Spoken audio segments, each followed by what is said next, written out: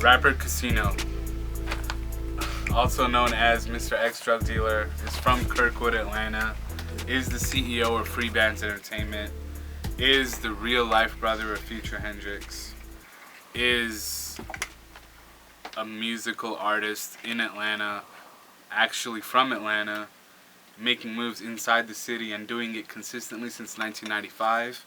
He first emerged on the scene with his partner Nuke, who is currently in his crew today. However, he fully ventured into rap music in 2012. Since 2012, you've been on a refocused tear, and you've been kind of elevating your approach to music, and you've been collaborating with artists outside of Freebandz Gang. But I wanna talk about your musical past, because I feel like that's not touched on a lot, especially since Atlanta is one of the best cities for music today, if not the best city for music in the world. What's your earliest memory of music? My earliest memory of music, back when Dungeon Family was hot. I used to go to the studio. Rico Wade, that's our real blood cousin too. I mean, Future was in Dungeon Family. Yeah, he was.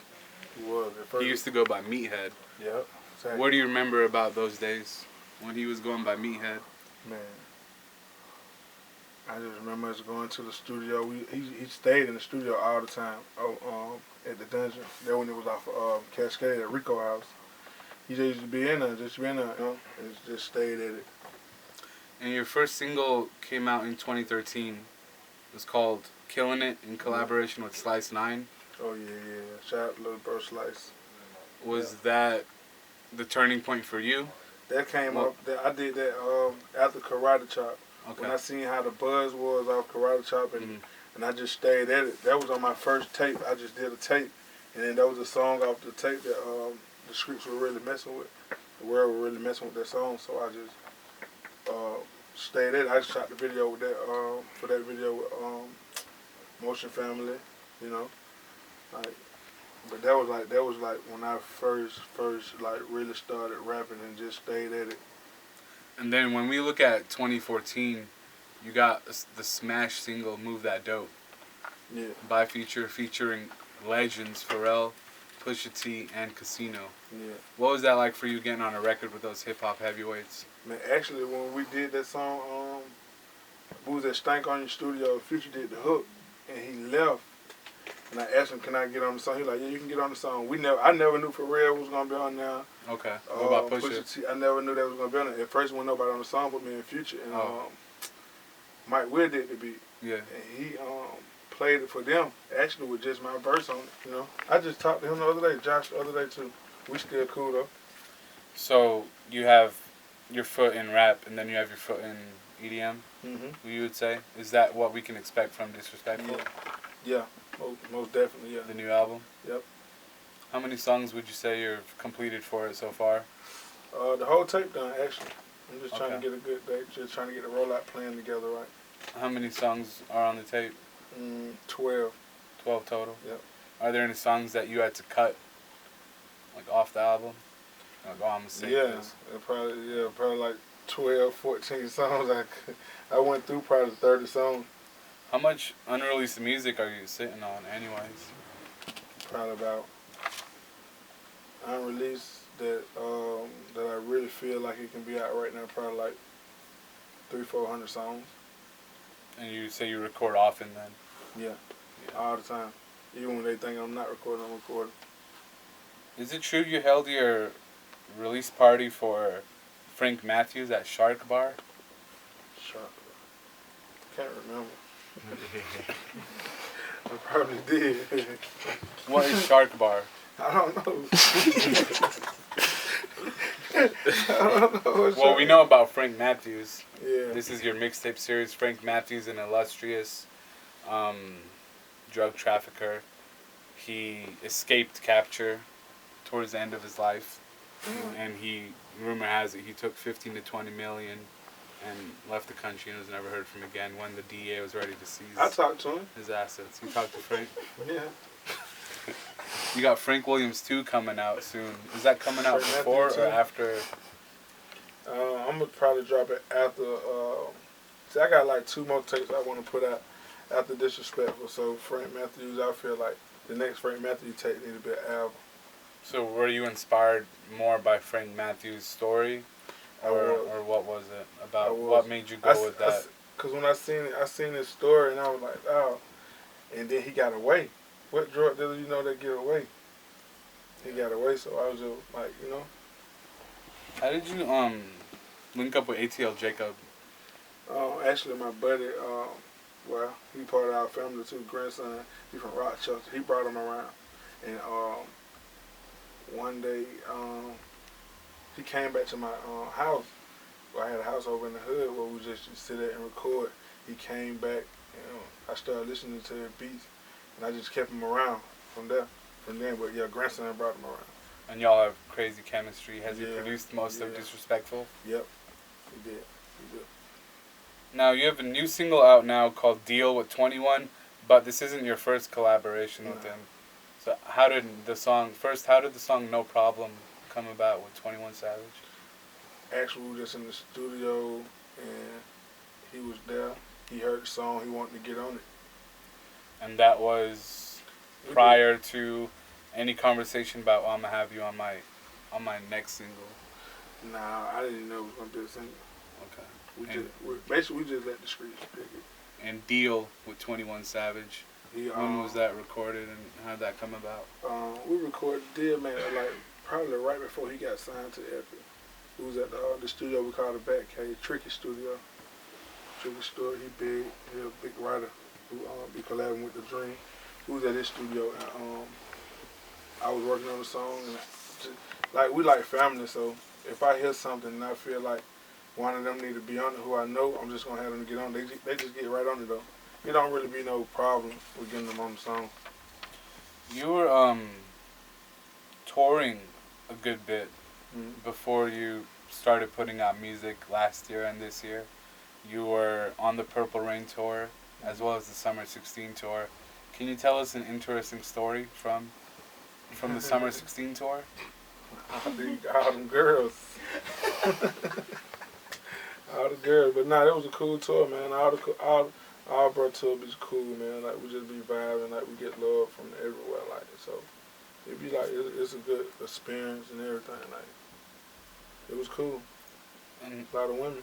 How did you link up with Young Thug for the song Red Dot? You know, I've been knowing Thug and half of my life, but, like, he be at the studio, too, all the time with us, you know. It's like one of our real close friends. It was just a song, like, actually, I was at Thug's studio with him. And he was doing the hook, and after he got done doing it, he just told me to get on it. He was like, man, do a verse to it. And you also have music with Mike Will, your song Pocket Full of Stones. Yeah. How did you and Mike Will connect and make that song? In the studio, he thought it would be good for me to be on that song. So when we was in the studio, he was like, do this song. Actually, me and Future was on that song at first. I just did 2 verses, so I just took Future verse off and just put it out with just my verse on it. We hadn't shot the video and everything for that song. For real. How does your relationship with Future, how is it stay like solid despite all this, like all the industry politics, all the success that Future has gained? What you mean, how we stay so close and cool? Man. Are you older than Future? Nah, who's the older that's sibling? my big brother. I gotta listen to him. Okay. Can't go against him, but nah, man, just love, man. We love each other to death. Like, you know, I'm behind him 1,000%. He behind me 1,000%. Would you ever, if you could record a collaborative LP with the artist today, who would it be and why? Probably BG, because I like all his music. You're a big No Limit fan. Cash Money. Yeah. Chopper City, actually. All day. Big New Orleans fan. Yeah. I grew up on that music, though, man. Yeah. Like, actually, like this dude, he stayed across the street from us when we was little. And he used to always be playing their music, so that's how I got hooked on. So we probably was the first people in Atlanta on tour Cash Money and Master P done. Was it kind of frustrating to see your brother achieve success early on in his career before you? No, he was always the rapper. I wasn't really a rapper. Okay. No, we was always, man, we was behind him way back, man. We probably spent a lot of money before he even popped off, and it really didn't even take the money. You know what I'm saying? Like, we spent a lot of money, and it didn't even work that way. What do you remember from the time that he was recording his own collaboration album with Drake? Are you usually in on those sessions? Yeah, I be there, but I really don't be in his way like that. When he be recording, like, everybody be in the room with him, but I might be out doing my own thing. Like, but Drake cool. Who are your top 5 favorite new rappers today? Who knew? I don't really be listening to nobody like that, man. Little Pump. But I don't even know a Little Pump song. J. Cole. J. Cole's not new, but have you heard his new album? Nah. Okay. And then Gunna. You know, Lil Baby. Yeah, Lil Baby, he cool. Moneybag. Is Atlanta the best city for music, do you think? I think so right now, yes. It is. Atlanta, New Hollywood. What is the biggest message that you think will be conveyed on Disrespectful? The biggest message on that, is it motivational music? Oh, it's definitely motivational music, but it's also my real personal life, so you gotta know exactly how Casino is. Yeah. Any features on the Disrespectful besides 21 Savage? Yeah, Future, Thug, and Scooter. I really just kept it in-house. Yeah. Cause I got my next tape that I'm dropping. I'm gonna have all features on there, so I'm gonna have features from like a lot of people, a lot of different artists. That's Frank Matthews too?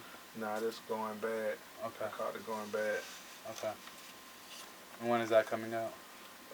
Like right after Disrespectful, probably like a month after Disrespectful drop. What's the best beat you ever got from ATL Jacob that made you say, this is the one that makes me want to work with him extensively? The Rafe song. Rafe. I got a song called Rafe. You know, and it playing in all the clubs right now too. I think that, I don't know where he was on when he did that beat. But that's one of the hardest beats I heard from. Speaking of the clubs, DJ Esco pops off a lot of artists, particularly Future, by playing them in the clubs. Mm-hmm. What's your relationship like with Esco? Oh, that's my brother. I got a shirt on now. Exactly. Go get the album. Okay. Were you in on those sessions, on the Colorblind sessions? I was in and out on them when he was in here mixing them and stuff. What is the last song you recorded? Paper. And when was that recorded? This morning. This morning. And that was ATL Jacob beat? No, that was a dope beat. Okay. Yeah. If you could work with Kanye West, would you? Of course. Have you seen his latest tweets? No. Okay. I don't have Do you separate the artist from the individual? No, not really. I mean, Kanye, he just Kanye, man. I look up to him. I'm gonna tell you why, cause he gonna do him. Like, you can't do what everybody else wants you to do. You gotta do you. You gotta be you. You know what I'm saying? Yeah. That's why I don't have no problem with Trump. He just Trump. He being himself. Like, you ain't gotta respect it.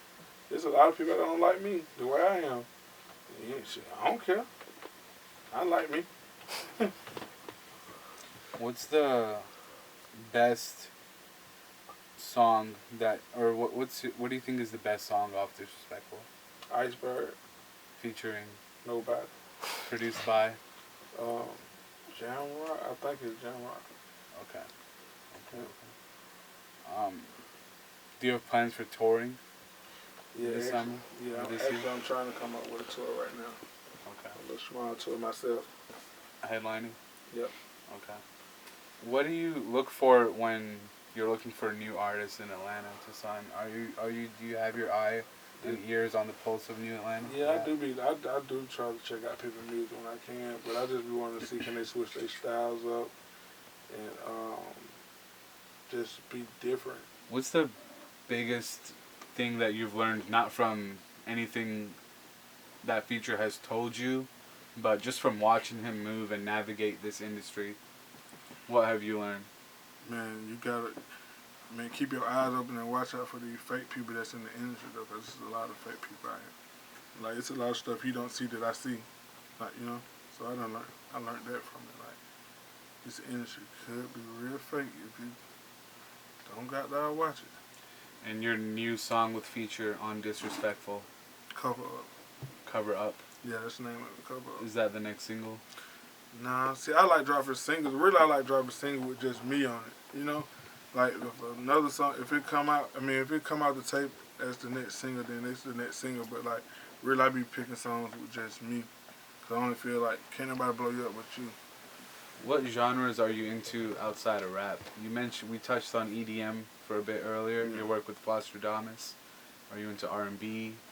I love R&B. I listen to R&B all day. What's a recently written lyric or recorded lyric that you're proud of?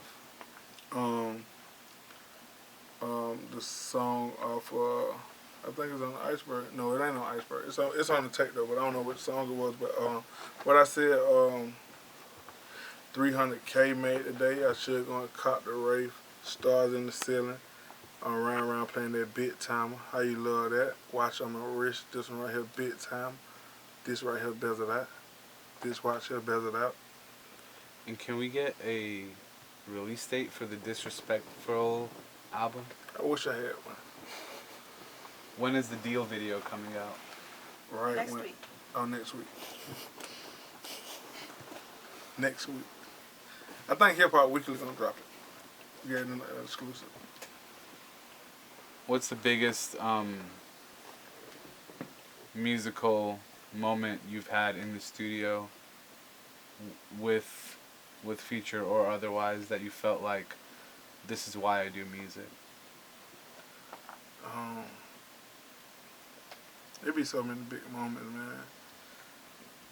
It'd be a lot of big moments. Just seeing like a lot of people, like a lot of the big artists, we all be in one room. You know what I'm saying? It just be real love, and you can tell that it's real love and it ain't fake. You know, and everybody respect me, like give me the most respect. You know, so probably that. Well, when that album drops, Disrespectful, we're gonna see you on tour. Of course. And we definitely want to catch up with you again once you're off tour. Got to do it. And chop it up. Got to. I appreciate you having us.